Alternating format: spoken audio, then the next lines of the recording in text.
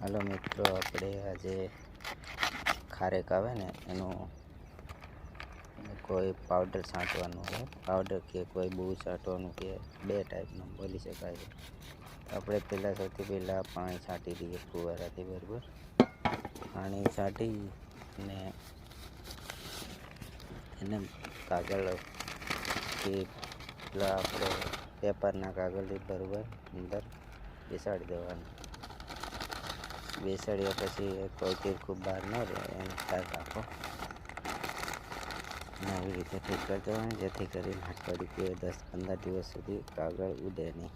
પછી આવે છે નરનો પાવડર. પાવડર અંદર નાખવાનો બરાબર. પાવડર નાખ્યા પછી એને નરના આપણે તીરખા આવે ને એ 4 થી 5 અંદર મૂકી દેવાના. જેથી કરીને આ નરની કલમ બરાબર નીકળી શકે અને ખારેકમાં આવક આવે.